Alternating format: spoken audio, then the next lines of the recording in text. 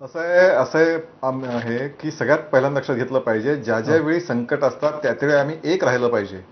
ही भारताची खरं संस्कृती आहे. पण दुर्दैवाने राहुल गांधींना अशा प्रकारचं कोणतंही भान राहिलेलं नाही. संस्कृती त्यांना माहिती की नाही मला माहिती नाही, पण अशा प्रकारचं भान ते कधीही बाळगत नाहीत.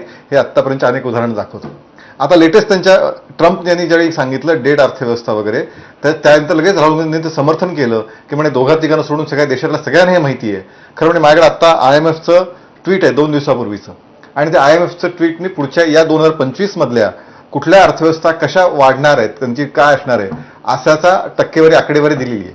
आणि त्याच्यामध्ये US 1 म्हणजे ज्याचा US 1.9, जर्मनी 0.1, फ्रान्स 0.6 हे सगळे आहेत. त्यामध्ये फक्त सर्वाधिक अर्थव्यवस्था इंडियाची आहे, 6.4च्या वेगाने अर्थव्यवस्था वाढणार आहे.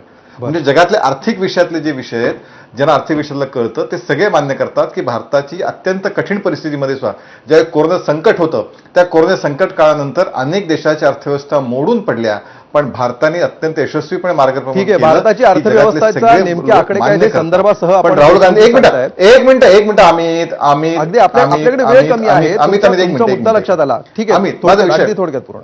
माझा विषय पूर्ण होऊ द्या, मला नाही, मुद्दा नाही पूर्ण होता, मुळात थोडक्यात पूर्ण करतो. पण ज्यावेळी असं कोणी देशाबाहेरचं देशाविरोधात काही बोलतात त्यावेळी राहुल गांधी त्याची श्री ओढतात.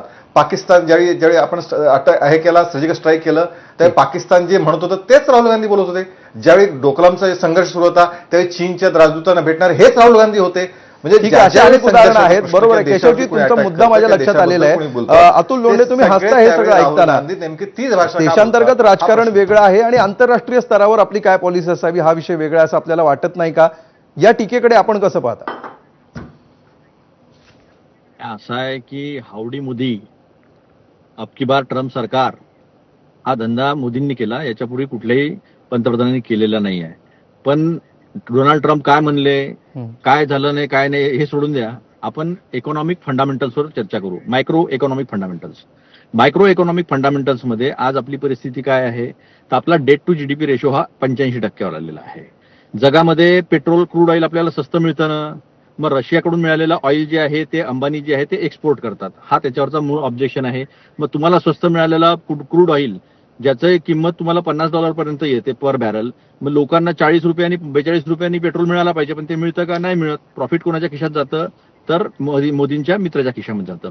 या देशातले सगळे संसाधनं कोणाच्या खिशात चाललेले आहेत, तर ते अदानीच्या खिशात चाललेले आहे. या देशामध्ये फर्ज नंबर्स, म्हणजे जग काय म्हणतं की भारत जे आकडे देतात त्यांनी IMF वगैरे सांगितलेलं आहे, सगळ्या ज्या क्रिसिल वगैरे ज्या संस्था आहे ना त्याच्यावर दंड ठोठवण्यात आलेले आहे. कारण की हे मॅनेज्ड आकडे, फर्स्ट नंबर जे फर्स्ट अकाउंटिंग फर्स्ट नंबर जे आहे ते देऊन खोटे आकडे पुढे आणलेले आहेत. बरोबर. अतुलजी, तपशील आपल्याला भरपूर देता येतीलच. फक्त मला मुद्दा एवढा विचारायचा आहे की अर्थव्यवस्था मृतवत नाही, हा प्रश्न आहे अमोल. अर्थव्यवस्था मृतप्राय झालेली आहे असं जे ट्रम्प म्हणतायत, त्यांना राहुल गांधींनी समर्थन देणं आणि काँग्रेसच्या इतर नेत्यांनी त्याच्या विरोधात मतं व्यक्त करणं याविषयी मी विचारतोय. नाही, तुम्हाला मी इकॉनॉमीचं सांगतो. मी इकॉनॉमीवर बोलणारा व्यक्ती आहे. मी अर्थव्यवस्था काय भारताची ती सांगतो मी तुम्हाला. मग अनएम्प्लॉयमेंट काय आहे हे मोठ्या मोठ्या गोष्टी करतात. आज बिहारमध्ये सर्वात जास्त अनएम्प्लॉयमेंट आहे. देशामध्ये सगळीकडे सर्वात जास्त अनएम्प्लॉयमेंट आहे. का आहे, तर यांनी 20 लाख पदं खाली ठेवलेले आहे. महाराष्ट्र सरकारचे 3 लाख पदं जे आहे ते अजूनही खाली ठेवण्यात आलेले आहे. 32 लाखापेक्षा जास्त विद्यार्थी जे आहे ते एकट्या पुण्यामध्ये आणि वेगवेगळ्या ठिकाणी अभ्यास करतात आहे. म्हणजे अर्थव्यवस्थेमधला मूळ काय आहे, तर 2 गोष्टी आहे. कन्झम्पशन म्हणजे लोक किती खरेदी विक्री करू शकतात हा एक फॅक्टर, आणि एम्प्लॉयमेंट. या दोन्ही फॅक्टरवर काय आहे, तर आता 100 कोटी लोकांकडे दिवसाला 100 रुपये सुद्धा उत्पन्न नाही आहे. 100 कोटी लोकांना सांगतो मी, 2 युरोपियन युनियन एवढी लोकसंख्या भारतामध्ये काय चाललंय अर्थव्यवस्थेवर सविस्तर चर्चा आपण वेगळी करू शकतो. मात्र आजचा जो मुद्दा आहे तो फक्त टॅरिफ पुरता आपण मर्यादित ठेवतो आहोत आणि वेळेची मर्यादा लक्षात घेता मला शेवटचे काही सेकंद देवळणकरांना द्यावे लागतील. शैलेंद्र देवळणकरजी, या संदर्भामध्ये भारताची पुढची भूमिका आता काय असू शकते? ठीक आहे, काही सेकंद. अतुलजी तुमचं वाक्य देतच नाहीये. अरे भाऊ, त्यांच्या पक्षामध्ये हे राहुल गांधींना समर्थन करत नाहीये, हे सुद्धा सांगत नाहीये. त्याबद्दल मुळामध्ये ही आकडेवारीची वेगळी चर्चा आपण नक्की करू. ही आकडेवारी कुठून आणली, त्यांच्या मनातले प्रश्न मला बोलू द्या, मला बोलायला मिळत आहे. असं आकडेवारी कुठून आणली? ही आकडेवारी त्यांच्या राहुल गांधींच्या डोक्यातली असेल तर त्याच्याबद्दल जगातलं देशामध्ये समर्थन होऊ शकत नाही. हा नारायणपणाचा विषयच नाहीये. जी वस्तुस्थिती आहे, खोटं बोलणं, राहुल गांधी खोटं बोलतात, तेच पुढे खोटं बोलत असेल तर ती चर्चा नाही होणार. मी मगाशी ऐकून घेतलं सगळं. ही पद्धत नाही चर्चा करण्याची. या केशवजी, तुमचा मुद्दा लक्षात आलेला आहे. अतुलजी, तुमचाही मुद्दा लक्षात आला आहे. आपली वेळेची मर्यादा लक्षात घेता तुम्हाला दोघांनाही मला विनंती करून थांबवावं लागेल. अगदी शेवटचे 30 सेकंद बाकी आहेत. What next? आपली पुढची भूमिका काय असू शकते? What next? अमितजी, प्रश्न माझ्यासाठी आहे का? हो हो, येस शैलेंद्रजी.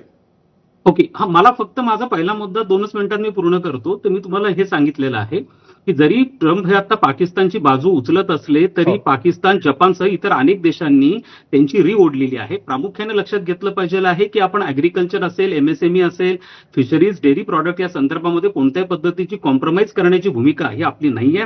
त्यामुळे ते आपल्यावरती दबाव टाकण्याचा प्रयत्न करतात. एक महत्वाचा मुद्दा फक्त मी आपल्याला सांगू इच्छिते की कल्पना डोनाल्ड ट्रम्प यांना देखील आहे. डोनाल्ड ट्रम्प आपण लक्षात घेतलं पाहिजे आहे की आपला एकूण जीडीपी जो आहे या जीडीपी अतुलजी, आपण राजकीय चर्चा आपण करतोच आहोत, मात्र हे उत्तर राजकीय देत नाहीये, ते टेक्निकल उत्तर देत. मी अर्थव्यवस्थेवर, शुद्ध अर्थव्यवस्थेवर बोलतोय. मी शुद्ध अर्थव्यवस्थेवर जगाचा ट्रेड हा $33 बिलियन पेक्षा जास्तीचा आहे. $33 ट्रिलियन पेक्षा. आपण त्याच्यामध्ये ठीक आहे, या सगळ्यावरची चर्चा सुरूच राहील. वेळ आपली संपलेली आहे. सगळ्यांचे मुद्दे साधारण ढोबळमानाने लक्षात आलेले आहेत.